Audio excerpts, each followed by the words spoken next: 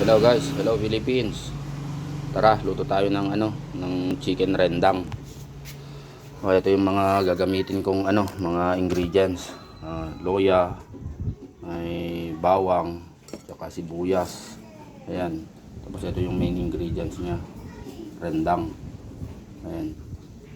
Ayan, lahat kasi ng mga ginagamit kong na ingredients na to nanggagaling dun sa nanggagaling sa na to sa Singapore. Yung kasing mga nabibili dito parang malapot masyado. Ito, may chili powder, tapos yung nasal cream, ayan, may magic syrup din.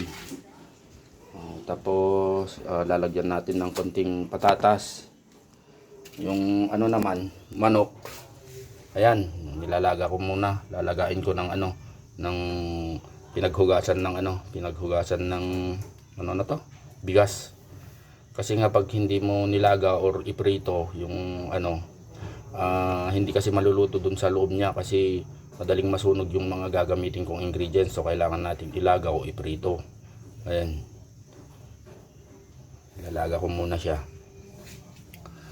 Sige guys, mamaya papakita ko pag luto na yung rendang, chicken rendang.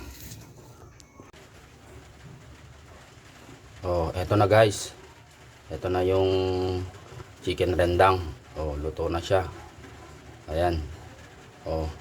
Yung mga ang ginawa ko, yung ingredients, sinote ko muna yung luya, bawang, sibuyas, tapos nung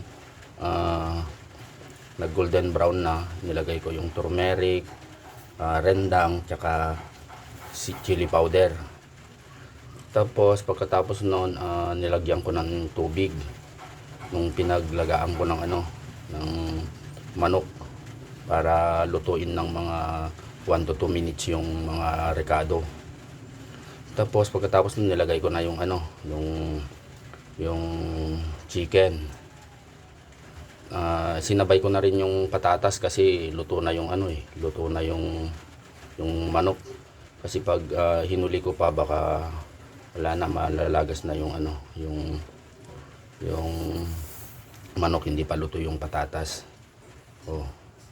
Ito na siya guys, tara, kain na tayo. Napaka-saucy. Ito yung masarap,